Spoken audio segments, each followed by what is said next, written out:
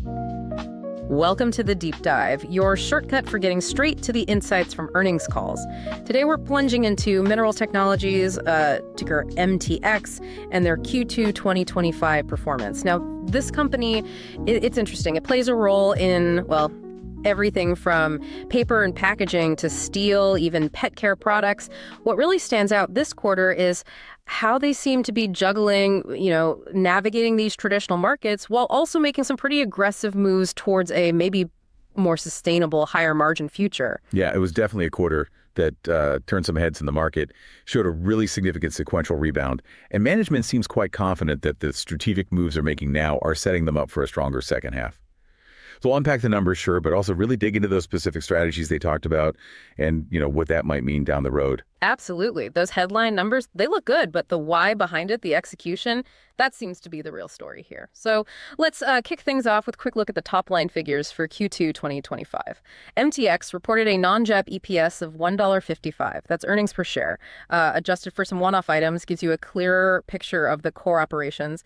And that $1.55, that was a nice beat against the consensus, which was about $1.41. Yeah, a very nice beat. That's 9.9% above expectations, and maybe even more impressive, a 36% jump sequentially from Q1. That's huge. For context, their GAAP EPS, the sort of standard accounting number, was $1.44. Revenue landed at $528.9 million.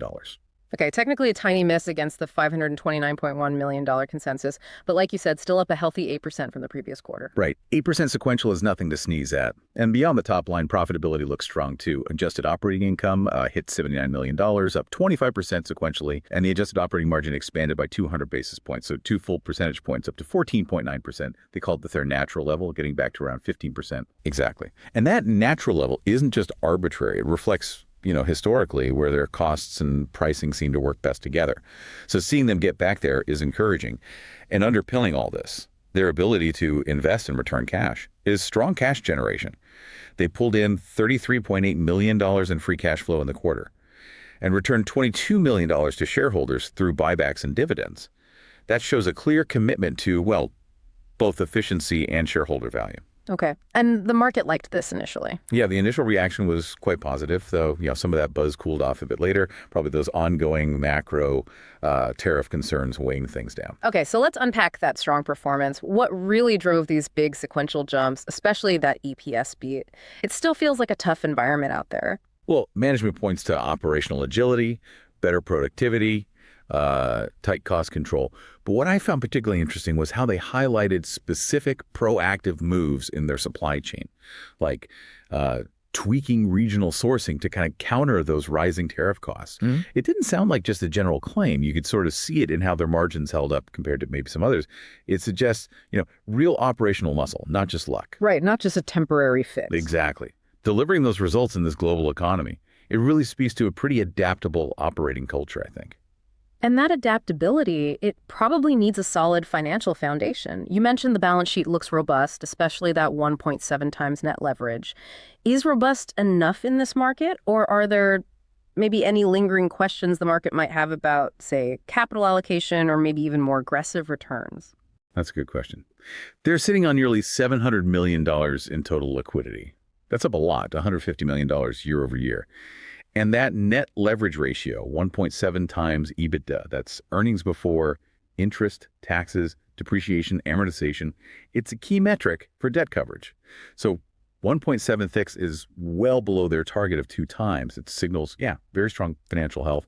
And that strength gives them a lot of flexibility, not just for buybacks and dividends, but critically for pursuing those strategic growth projects we're going to talk about. Okay, yeah, that flexibility leads right into capital deployment, growth investments. You mentioned significant capital expenditures or CapEx. Absolutely. CapEx in Q2 was $29 million. They're projecting about $100 million for the full year. But here's the key part. About half of that, $50 million or so over the next 12 months, is specifically for growth investments. And they expect these projects to generate around $100 million in annual revenue, and importantly, at above average margins. Okay, $100 million annual revenue at better margins. How exactly are these investments going to pull that off? Great question. Let's look at the segments, maybe. Starting with consumer and specialties. We heard the North American cat litter market has been a bit slow. How are they handling that? Yeah, it has been slower this year than, say, the last couple of years. More competition, more promotions happening. But MTX seems to be navigating it by, well, leaning into promotions with their customers. They Yeah. said they're seeing momentum build in their order books now. Yeah. And they still sound pretty optimistic about the long-term global growth for Peddler, especially, private label continuing to grow worldwide, which is kind of their sweet spot. And they're doing more than just tweaking existing plants, right? Expanding globally too. Correct. They're upgrading facilities in North America and Europe, better quality, more efficiency. And notably, a completely new pet litter packaging facility is opening in Asia late in Q3. That's a big strategic move, tapping into that really fast-growing demand over there. They actually said it could effectively double the size of their Asian pet care business. Doubling the business in Asia. Wow. Okay, beyond pet care, what about other consumer stuff? Specialty additives. This is where things often get interesting with sustainability angles. Yeah, this is where you really see those seeds of the sustainable future starting to, sprout. They're reporting significant double-digit growth, strong demand for things like renewable fuel purification, especially for sustainable aviation fuel, SAF, also animal health solutions, fabric care. These are exactly those higher margin lines we were talking about. They're driven by regulations, big sustainability trends, and they've got several capacity expansions underway here, including a pretty major investment for bleaching earth products coming online early next year, which are key for purifying oils used in a lot of sustainable applications. Got it.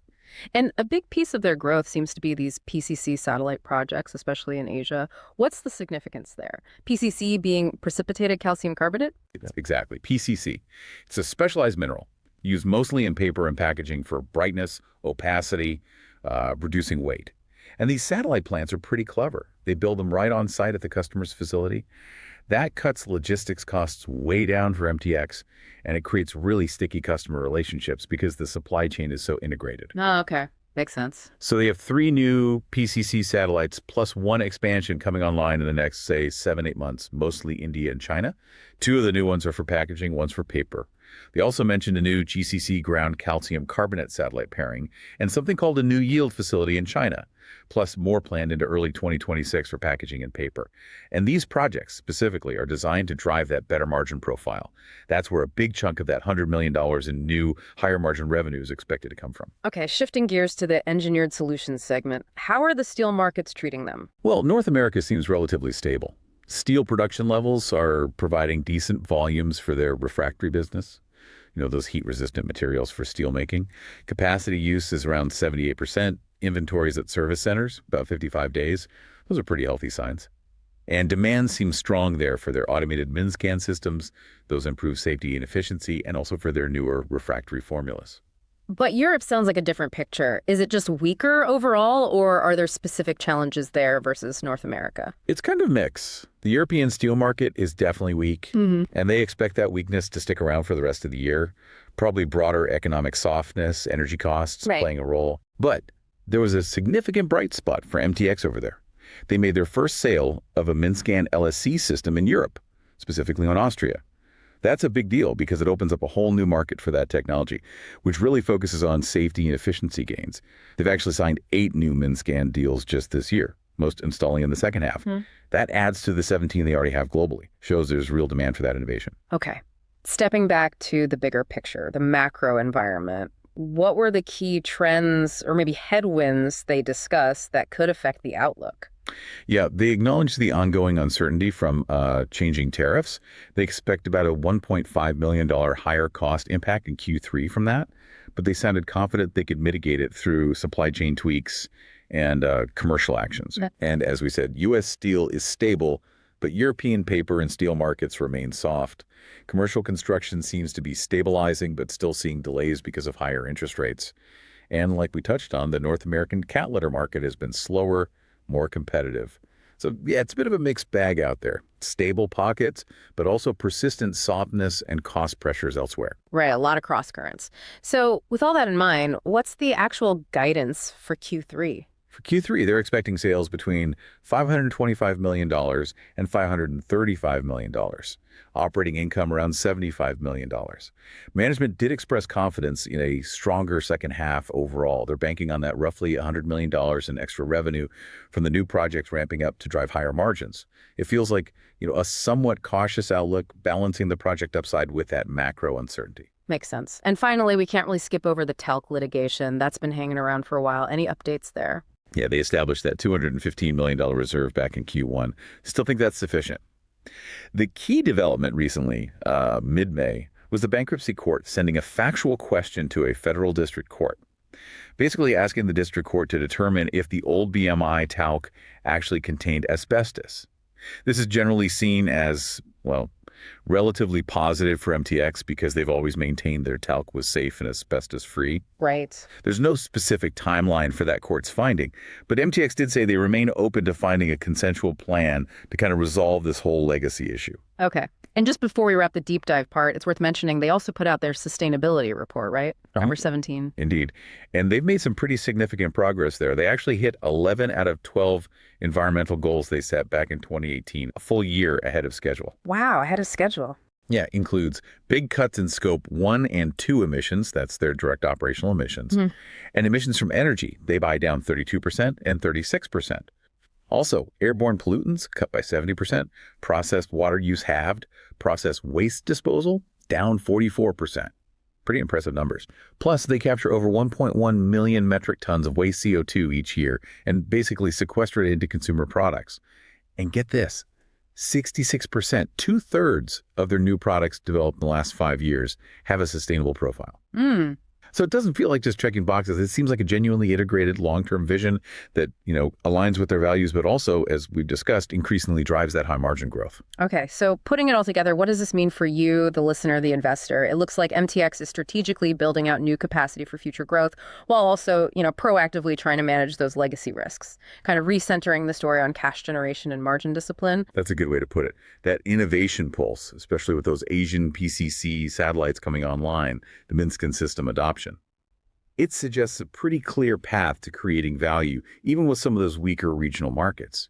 And I think their demonstrated operational agility, how they're managing through this complex environment, that's a key differentiator right now. Yeah. The market reacted well initially, you mentioned, driven by that sequential rebound in EPS and margins, plus the visible projects. But then maybe a bit of a reality check crept in over the next month, sensitivity to the macro stuff, tariffs. Exactly, which raises the big question. Can they keep this momentum going with all those cross currents? So key things to watch going forward. Definitely the Q3 results against guidance, how successfully those satellite projects ramp up, any real news on the talc case potentially removing that overhang, and of course what they do with that strong balance sheet, capital returns, maybe M&A. They did mention being open to growth. All right. Now this is the part of the show where we need to be crystal clear. This is absolutely not financial advice. What follows is purely for, let's say, intellectual entertainment, some outrageous but plausible trade ideas. Think of this like we're pitching to our own make-believe investment committee. Okay, so MTX has that strong balance sheet, right? Nearly $700 million liquid, leverage at just 1.7x. And management themselves said they're open to larger transformative deals. So here's a thought. The green industrial re-rating play. Imagine MTX uses its expertise in mineral processing and, frankly, its track record of integrating acquisitions. What if they went out and acquired a pure-play, high-growth, clean tech company? Maybe one specializing in really novel materials for carbon capture or advanced components for sustainable fuels. Interesting. Go beyond just supplying to green industries. Exactly. This wouldn't be just a small bolt-on. It'd be a strategic bet. A bet that making such a move could fundamentally change how the market classifies MTX. Could it spark a major re-rating of their valuation multiple? Moving them from being valued like a standard diversified industrial or materials company towards a much higher multiple, like a green industrial or sustainable tech player. That could potentially unlock way more shareholder value than even their current organic projects might achieve. The market is increasingly looking for companies that are enabling the green transition, and MTX arguably has the balance sheet and the operational chops to make that kind of leap. A bold move, definitely transformative if they pulled it off. Mhm. Okay, and that wraps up our deep dive into Minerals Technologies Q2 2025 earnings. What we've seen is a company delivering strong results sequentially, really underpinned by solid execution and what looks like a clear strategy for growth, especially in those higher margin sustainable areas. Right. Healthy balance sheet. Focus on organic growth, but also keeping the door open for M&A. They Good. seem to be navigating a tricky environment with strategic agility. I think the key takeaway for you is that visible project pipeline and management's confidence in a stronger second half, backed up by that proven operational strength. And remember, everyone, the insights we shared here are purely for informational purposes. They should definitely not be taken as investment advice. So here's maybe a final provocative thought for you to chew on. MTX has shown they can hit ambitious sustainability goals early. They say they're open to transformative M&A. How quickly could they actually redefine their core identity and how the market sees them? Think about what a company with this kind of operational skill and cash generation could achieve if a major catalyst appeared, maybe a final clean resolution to the talc issue, or maybe making one of those truly category-defining green acquisitions we just talked about. How fast could they pivot and capture really significant new value? Something to think about. Thank you for joining us on the deep dive. We hope this discussion has given you some valuable insights.